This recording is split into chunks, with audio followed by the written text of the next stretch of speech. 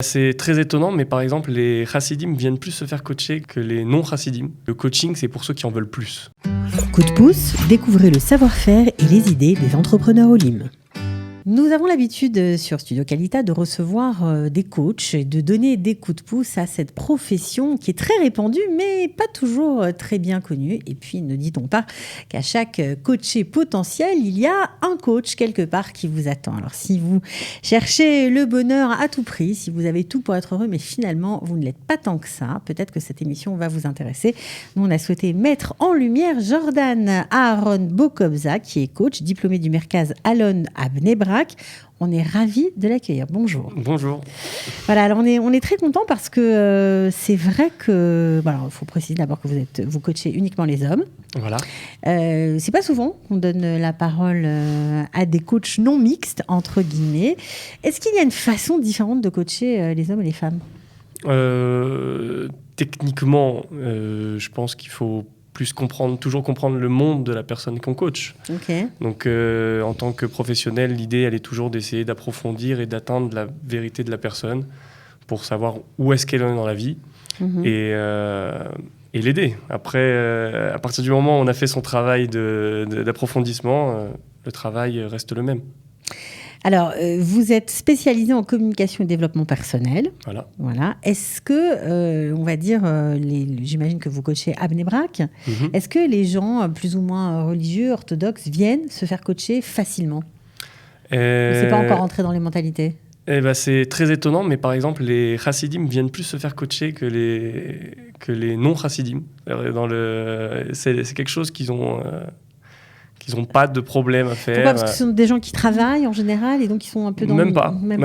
Ça, pourquoi qu'est-ce qui motive quelqu'un à faire ? Je pense que c'est surtout un moment clé dans la vie où on a dit ça suffit et on n'en peut plus et où on veut plus et on fait le pas. Après, c'est vrai que... Alors justement, je crois que vous m'avez donné la réponse, mais je suis obligée de vous reposer la question. Ça sert à quoi d'être coaché ? Ok. Alors être coaché... De se faire coacher.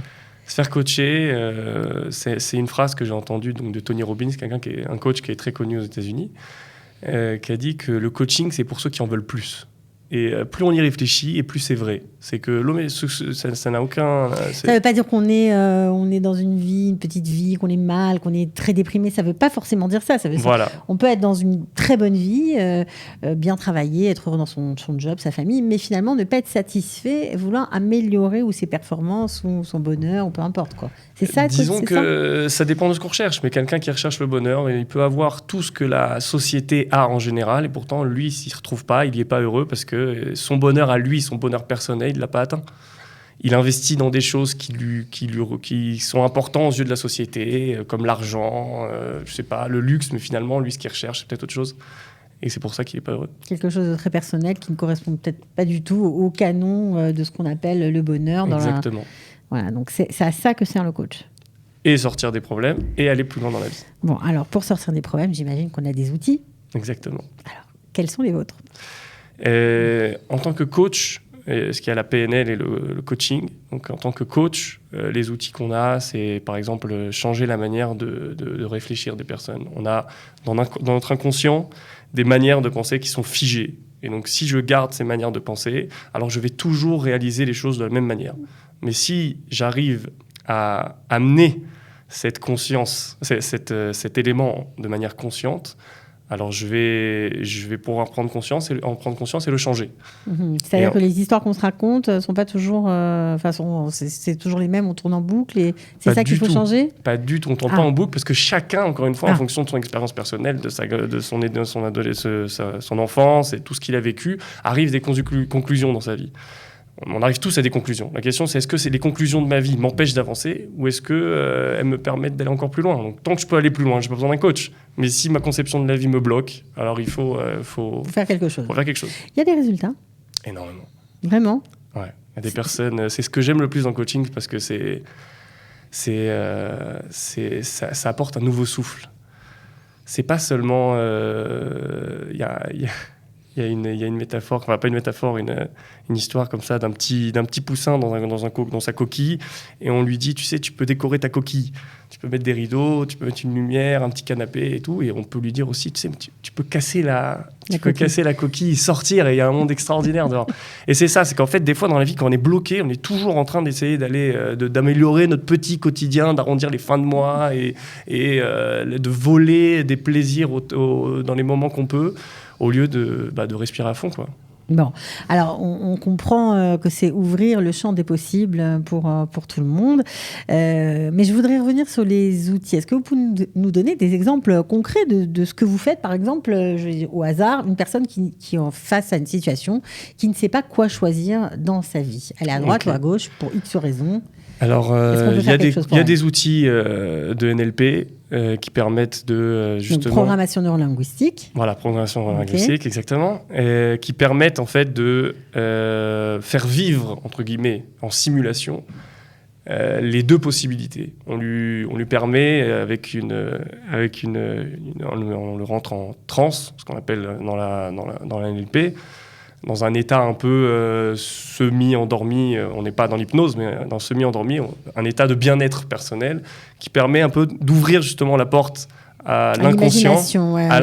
Surtout c'est comme quand on se couche, on va se coucher et soudainement on pense à plein de trucs. En fait, la porte de notre inconscient s'ouvre, et donc quand on est dans un état pareil, vivre des expériences de manière simulée, ça permet de nous faire prendre conscience de choses importantes et de faire un choix. Donc si j'hésite, je fais vivre de manière simulée la première expérience, la deuxième expérience, et la personne arrive à prendre une décision très personnelle. Donc, grâce à des exercices. Donc, il y a des exercices pour chaque situation ?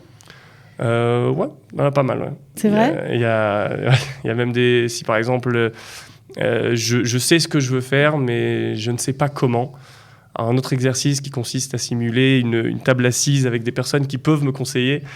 Et je me rappelle, il y a quelqu'un, il avait ramené à sa table, c'est quelqu'un religieux, justement, il avait ramené Tolkien, celui qui a écrit Le Seigneur des Anneaux, parce que c'est un écrivain, et pour lui, c'était l'écrivain par excellence. Alors, il a fait venir dans sa simulation, il en a pleuré. Et il a même commencé, c'est un Israélien, il a commencé à parler en anglais. Avec lui. En même temps, il lui parlait en anglais, il lui répondait en anglais. Moi, j'étais...